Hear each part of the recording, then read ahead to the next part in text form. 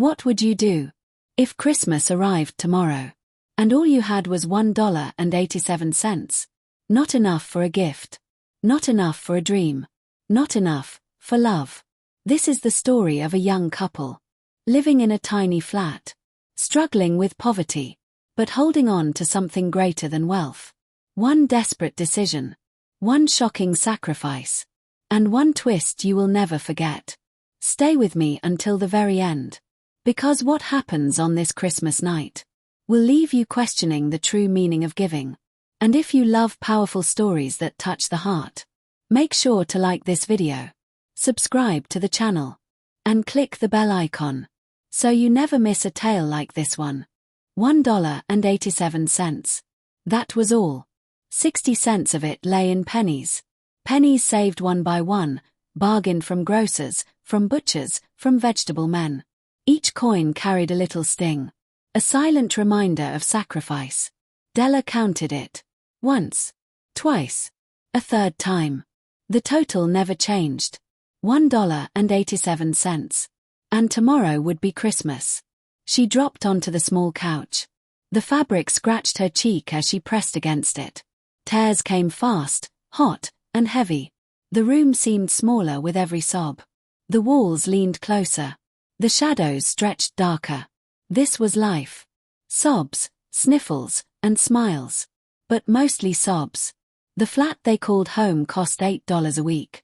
It was not the worst in the city, but it was close enough. A place where silence echoed, where laughter often felt borrowed. In the hallway below, a mailbox stood, always empty. Beside it, an electric button that had long ago given up ringing. A faint name card was attached. Mr. James Dillingham Young. Once, the name Dillingham had carried weight. A proud name from better days. But now, the letters blurred, fading like promises. Yet, inside the flat, when Jim entered, he was only Jim. And in Della's arms, that was enough. But tonight, Della's heart ached. She stood by the window. The glass was cold against her palm. A grey cat walked across a grey fence in a grey yard. Even the world outside seemed drained of colour. Tomorrow was Christmas. And she had only $1.87 for a gift. For Jim. Her Jim. She had dreamed of something rare. Something that showed her love in a way words could not. But how could $1.87 buy such a gift? Her eyes flicked toward the mirror. A tall pier glass that warped her reflection into long, thin strips. She leaned close. And then, something lit inside her. A dangerous, desperate thought. Her hands moved quickly. She pulled down her hair. It fell like a curtain. Thick, shining, alive with light. It brushed against her knees, rippling like a cascade of brown water. Her heart pounded. The room blurred through sudden tears. Her lips trembled as she whispered, could this be enough? With sudden force she pinned it back. Her decision sharp, her breath shaking. The old brown jacket went on. The faded brown hat followed. Her skirt swirled as she darted down the stairs. Cold air hit her face. The sign above the shop door glared in bold letters. Madame Sofronie. Hair goods of all kinds. Della climbed the steps. Her chest heaved.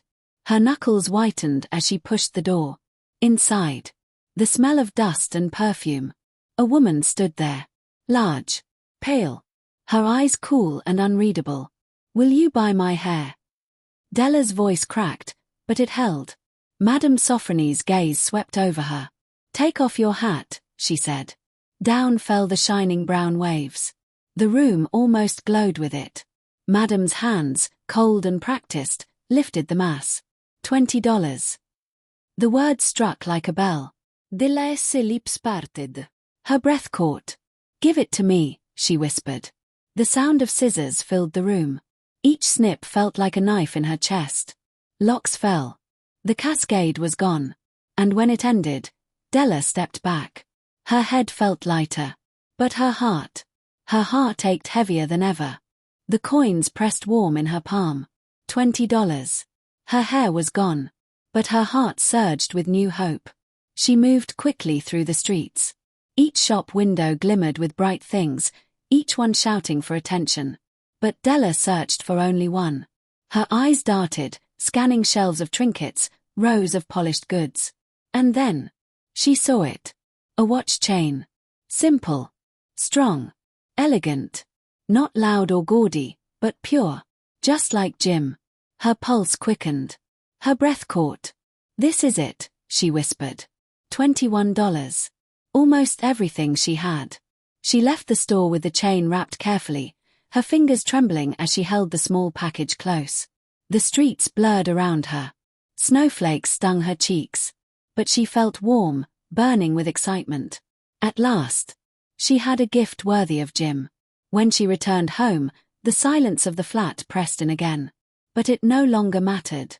She hurried to the mirror. Her hair, what was left of it, was short, curling in every direction. She lit the gas. She pressed the curling iron. Minute after minute, she worked. Her fingers shook, her eyes stung from the heat and smoke. When she finally stepped back, she barely recognized herself. Her face seemed smaller. Her eyes larger. Her head crowned with tiny curls, soft and close like a child's. She stared hard at her reflection. Her chest rose and fell. "Will he still love me?" she whispered. Her hand touched the short locks, trembling. "Oh God, please let him think I am still beautiful." She set the table. The coffee pot steamed. The frying pan sizzled with chops. The smell filled the room. The minutes ticked by. Then, footsteps on the stairwell. Slow. Heavy. Her heart pounded. Her hands clutched the little package with the chain inside. Her lips moved in a silent prayer. The door opened. Jim stepped inside. His coat worn thin. His face pale, lined with exhaustion far too old for his 22 years. But his eyes froze when they fell on her. He stood still. Completely still. The silence was sharp, unbearable. Della chest tightened. Her lips trembled. "Jim, darling," she whispered. "Do not look at me that way. I sold my hair. I had to. I could not let Christmas pass without giving you something." Her voice shook. Her hands fluttered helplessly. "It will grow back, Jim. It grows so fast. But please, say something. Please say Merry Christmas." But Jim did not speak. He only stared. His eyes filled with something she could not name. At last, Jim stirred. His lips curved into a faint smile. Not of anger. Not of disappointment. But of something far deeper. He reached into his coat pocket. A small package slid onto the table. "Open it, Dell," he said softly. Her fingers tore at the string. The paper fell away. And then, her breath caught. Her eyes filled. Combs.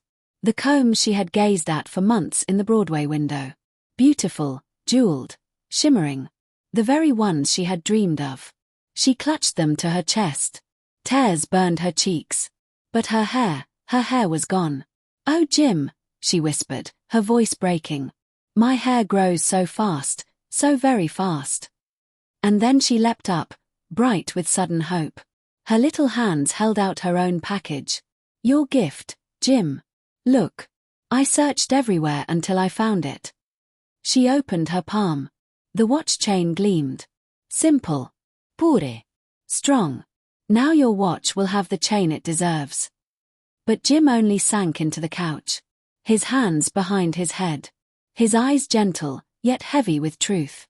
"Dell," he said quietly. "Let us put our gifts away for now. They are too precious to use." Her brows furrowed. "What do you mean?" Jim smiled, a little sadly. "I sold my watch to buy you the combs." Silence filled the room. Thick. Unbearable. And then, Della's lips curved into a trembling smile. Her tears fell freely, but her heart was full. "Then we are rich, Jim. Richer than kings." He pulled her close. Their gifts lay unopened on the table. But their love. That was the true treasure. The wise men of old brought gifts to the Christ child. They were called the Magi. And here, in this tiny flat, sat two who were just as wise. For they gave all they had, and found all they needed. And that was Christmas.